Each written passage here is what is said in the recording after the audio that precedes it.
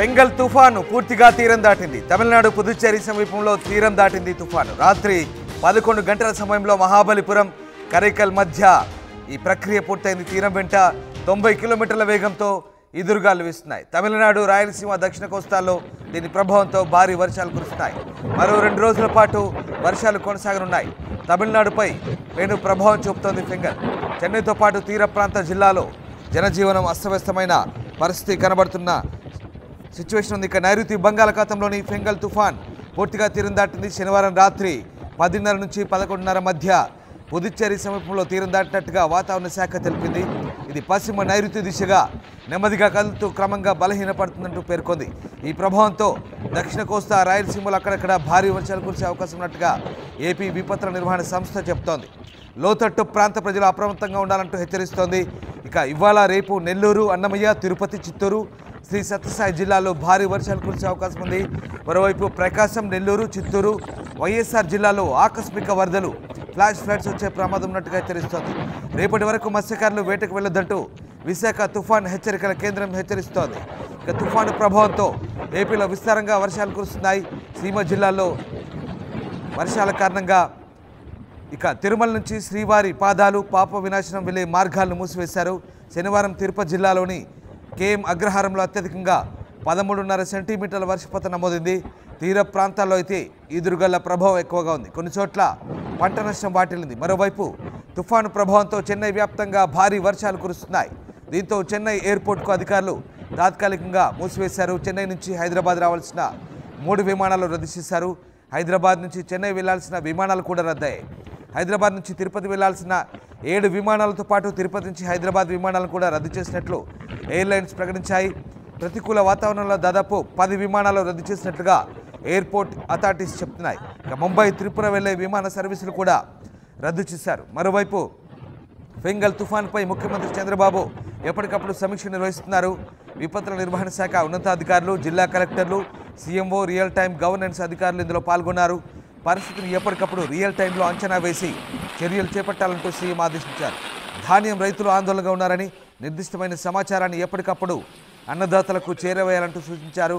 ఆస్తి, ప్రాణ నష్ట వివరాలను ముందు నుంచే జాగ్రత్త చర్యలు తీసుకోవాలంటూ ఆదేశించారు. ఇటు తెలంగాణలోనూ ఫెంగల్ తుఫాన్ ప్రభావం కనిపిస్తోంది. ఇవాళ రేపు ఉరుములు మెరుపులతో కూడిన వర్షాలు కురిసే అవకాశం ఉందని హైదరాబాద్ వాతావరణ శాఖ చెబుతోంది. కొత్తగూడెం, ఖమ్మం, నల్లగొండ, సూర్యాపేట, మహబూబ్నగర్, నాగర్ కర్నూలు, వనపర్తి, నారాయణపేట, గద్వాల్ జిల్లాలో ఉరుములు మెరుపులతో కూడిన వర్షాలు కురిసే ఛాన్స్ ఉంది. ఇక ఈ జిల్లాలకు ఎల్లో హెచ్చరికలు జారీ అయ్యి రేపు కూడా వర్షాలు పడే అవకాశం ఉన్నట్టుగా భారత వాతావరణ శాఖ చెప్తోంది. మొత్తం మీద ఫెంగల్ తుఫాన్ ప్రస్తుతం పశ్చిమ నైరుతి వైపు పయనిస్తోంది. ఇది క్రమంగా బలహీనపడే అవకాశాలు కనిపిస్తున్నాయి. దీని ప్రభావంతో దక్షిణ కోస్తా, రాయలసీమలో అక్కడక్కడ వర్షాలు కురిసే అవకాశం ఉన్నట్టుగా చెప్తున్నారు. కొన్ని జిల్లాల్లో మాత్రం ఆకస్మిక వరదలకు ఛాన్స్ ఉంది. ఇక పూర్తిగా చెన్నై ఎయిర్పోర్ట్ని అయితే మూసివేసిన పరిస్థితి. తాత్కాలికంగా కొన్ని విమానాలు రద్దయ్యాయి. విజయవాడ మీదుగా చెన్నై, తిరుపతి, షిరిడి, విజయవాడ చేరుకోవాల్సిన మొత్తం 8 నుంచి 10 సర్వీసులు రద్దు చేసినట్టుగా ఇండిగో ప్రకటించిన పరిస్థితి కనబడుతోంది. అటు తిరుపతి జిల్లా రేణిగుంట విమానాశ్రయం వద్ద కూడా అఫ్రాన్ వద్ద వర్షం నీరు నిలిచింది. మొత్తం మీద తిరుపతి జిల్లాలో అత్యధికంగా అగ్రహారంలో 13.5 సెంటీమీటర్ల వర్షపాతం నమోదైన పరిస్థితి కనబడుతోంది. దీని ప్రభావంతో అటు తమిళనాడు, ఏపీ తీర ప్రాంత జిల్లాలు తీవ్రంగా ప్రభావం చూపిస్తున్న పరిస్థితి కనబడుతుంది. మా కొలీగ్ సచిన్ జైన్ అవుతున్నారు. సచిన్, తుఫాను తీరం దాటింది. తుఫాను ప్రభావంతో దక్షిణ కోస్తా, రాయలసీమలో భారీగా వర్షాలు కురుస్తున్న పరిస్థితి. తుఫాను తీరం దాటే ముందు ఎట్లాంటి పరిస్థితులు నెలకొన్నాయి? ప్రస్తుతం తుఫాను ఏ రకమైనటువంటి గమనంలో వెళ్తుంది? ఇంట్రెస్టింగ్ రామ్దాస్, ఎందుకంటే అది దాని గమ్యం మొదలుపెట్టినప్పుడు ఇటు పశ్చిమ వాయువ్య దిశగా కదిలింది. ఇంట్రెస్టింగ్ ఎంత మలుపులు తిప్పుతుందంటే కనుక ఇక్కడ ఆంధ్రప్రదేశ్ దాదాపుగా సేఫ్ అయిందనే చెప్పుకోవాలి. ఎందుకు నేను ఈ మాట ఉపయోగిస్తున్నానంటే కనుక ఎంత స్పీడ్ తో వెళ్ళిందో, ఎక్కడ వరకు వెళ్ళిందో దాని, ఎందుకంటే దాదాపు 1 వీక్ నుంచి ఆర్టీవీ మాత్రం ప్రతి అప్డేట్ ని డిజిటల్ ప్లాట్ఫామ్స్ కింద మనం ముందు ఇవ్వడం జరిగింది. ఈ నేపథ్యంలోనే పశ్చిమ వాయు దిశగా, అంటే అప్వర్డ్స్ పశ్చిమ వాయు దిశగా వెళ్లాల్సింది, ఆ తర్వాత ఉత్తర వాయు దిశగా కదిలింది. ఒకవేళ ఉత్తర వాయు దిశగా వెళ్ళినా, పశ్చిమ వాయు దిశగా వెళ్ళినా, ఒకవేళ ఉత్తర వాయు దిశగా వెళ్ళింటే కనుక ఇటు ఉత్తరాంధ్ర మీద ఇంపాక్ట్ ఎక్కువగా కనిపిస్తున్నాం. ఇటు పశ్చిమ వాయు దిశగా వెళ్ళింటే కనుక దక్షిణ కోస్తాతో పాటు రాయలసీమ మీద ఇంపాక్ట్ చూపిస్తున్నాం.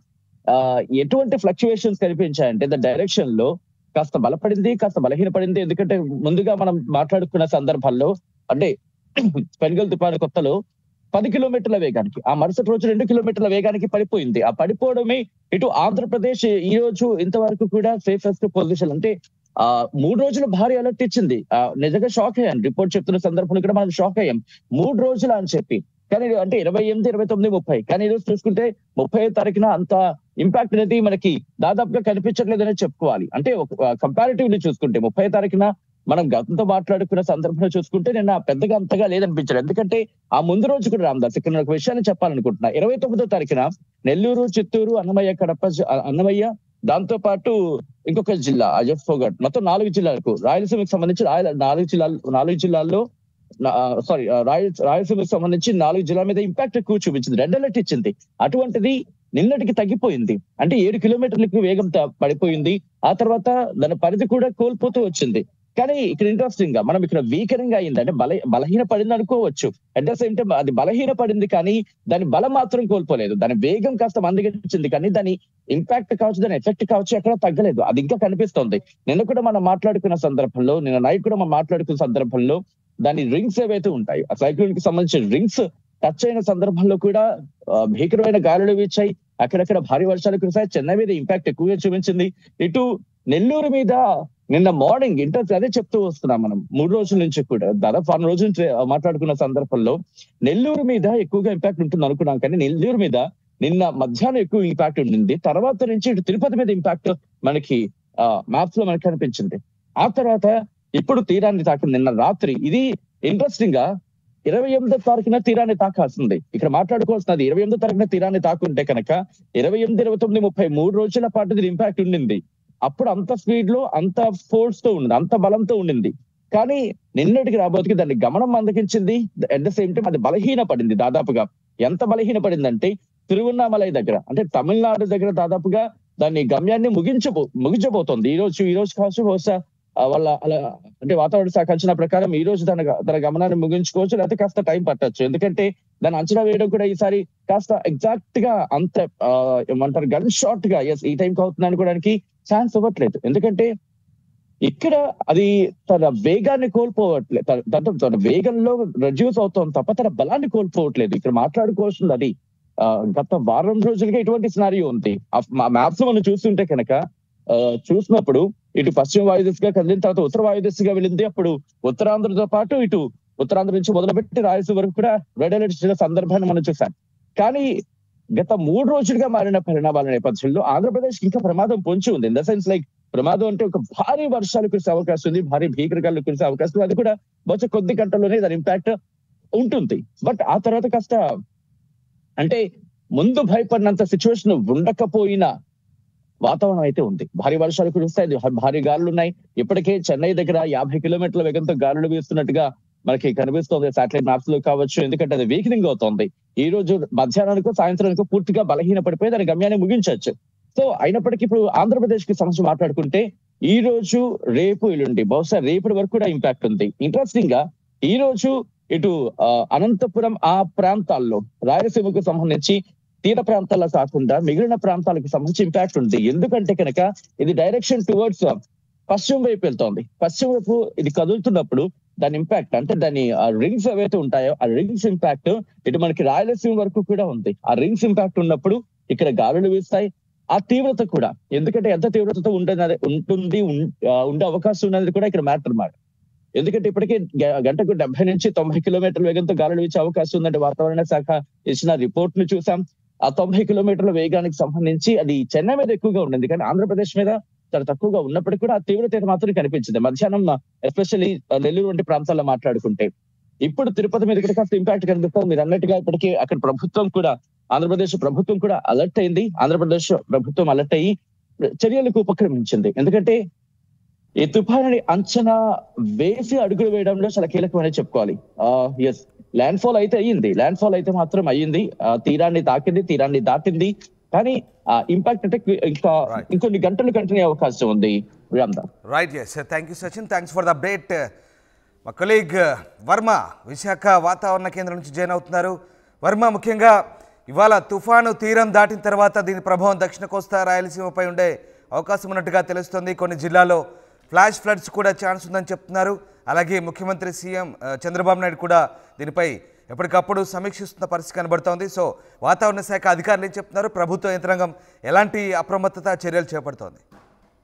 రామదాస్, తాజా సమాచారం మేరకు నిన్న రాత్రి 11 గంటల టైంలో ఈ పెంగల్ తుఫాన్ తీరం దాటినట్టుగా చెప్తా ఉన్నారు. మరోవైపు చూసుకుంటే ఇంకా అటు పుదుచ్చేరి ఇటు తమిళనాడుకి సంబంధించి ఆ కారైకాల్ మహాబలిపురం మధ్య ఈ తీరం తాకింది అని చెప్తా ఉన్నారు. ఎప్పటిలోగా ఇది పూర్తిగా తీరం దాటిపోయే అవకాశం ఉందో అంచనాలు రూపొందిస్తా ఉన్నారు. మనం ప్రధానంగా ట్రెండ్ ని చూసుకుంటే కనుక ఆ ఉత్తర తమిళనాడులోని 7 జిల్లాలకి పూర్తిగా రెడ్ అలర్ట్ ఇంకా కొనసాగుతూనే ఉంది. దాన్ని ఆనుకుని ఉన్న రాయలసీమ అలాగే మన దక్షిణ కోస్తా కూడా తీవ్రంగా ఎఫెక్ట్ అయ్యే అవకాశం ఉంది. మరో 2 రోజుల పాటు ఈ వాతావరణ ప్రభావం ఆంధ్రప్రదేశ్ మీద కనిపిస్తా ఉంటుందని చెప్తున్నారు. మరోవైపు చూసుకుంటే కనుక ఉత్తర కోస్తా కావచ్చు, ఉత్తరాంధ్ర మొత్తం అంతా కూడా వర్షాలు ఒక చెదురుమదురు జల్లుల నుంచి విస్తారమైన వర్షాలు కూడా కురుస్తున్నాయి. రాయలసీమలోని అలాగే దక్షిణ కోస్తాలోని కొన్ని జిల్లాల్లో భారీ వర్షం కురిసే అవకాశం ఉంది. 2 రోజుల పాటు అప్రమత్తంగా ఉండాలని రాష్ట్ర విపత్తు నిర్వహణ శాఖ కూడా చెప్తా ఉంది. మరోవైపు మనం చూసుకుంటే కనుక చెన్నైకి సంబంధించి మొత్తం అక్కడి నుంచి ఈ ఫ్లైట్లు ఏవైతే ఉన్నాయో విమాన సర్వీసులన్నీ కూడా ఈ రోజు కూడా రద్దు చేశారు. మన ప్రధానంగా చూసుకుంటే విశాఖపట్నం నుంచి ఇప్పటి వరకు 6 సర్వీసులు రద్దు అయినట్టుగా ఇప్పటి వరకు సమాచారం ఉంటుంది. మరోవైపు చూసుకుంటే కనుక బే ఆఫ్ బెంగాల్ తీరం అంతా కూడా చాలా అల్లకల్లోలంగా ఉంది. ఈ నేపథ్యంలోనే ఎవరో బీచ్ల దగ్గర కూడా ఎవరో సందర్శనలు రావద్దని అధికారులు హెచ్చరిస్తా ఉన్నారు. Ramdas, right, yes, thank you Varma, thanks for the update. So ఏపీలో పలు జిల్లాలకు వాతావరణ శాఖ రెడ్ అలర్ట్ జారీ చేసింది. తిరుపతి, కడప, నెల్లూరు, ప్రకాశం జిల్లాలో భారీ వర్షాలు కురుస్తాయి. ఇక పలు జిల్లాల్లో ఆకస్మిక వరదలు వచ్చే ఛాన్స్ కూడా హెచ్చరిస్తోంది. ఇటు ఫెంగల్ తుఫాన్ ప్రభావంతో తమిళనాడులో భారీ వర్షాలు కురుస్తున్నాయి. పలు ప్రాంతాల్లో రోడ్లు నీట మునిగాయి. రెడ్ హిల్స్ వద్ద భారీగా వరదలు చేయడంతో ఏపీ చెన్నై మధ్య రాకపోకలు నిలిచిపోయాయి. చాలా చోట్ల రైలు ట్రాక్లపై నీరు చేరడంతో రైలు ఆలస్యంగా నడుస్తున్నాయి. రైళ్ల సమయాల్లో కూడా మార్పులు చేశారు. ఫెంగల్ తుఫాన్పై సీఎం చంద్రబాబు సమీక్షించారు. విపత్తుల నిర్వహణ శాఖ ఉన్నతాధికారులు, జిల్లా కలెక్టర్లు అలాగే ముఖ్యమంత్రి camp office real time governance అధికారులతో ఆయన సమీక్షించారు. ఎప్పటికప్పుడు రియల్ టైంలో అంచనా వేసి చర్యలు చేపట్టాలన్నారు. ఇటు తుఫాన్ కారణంగా విమాన సర్వీసులకు అంతరాయం కలుగుతోంది. మరోవైపు తుఫాన్ ప్రభావంతో దక్షిణ కోస్తా, రాయలసీమలో అక్కడక్కడ భారీ వర్షాలు కురిసే అవకాశం ఉన్నట్టుగా అధికారులు అంచనా వేస్తున్నారు. ఆకస్మిక వరదల పట్ల లోతట్టు ప్రాంతాల ప్రజలు అప్రమత్తంగా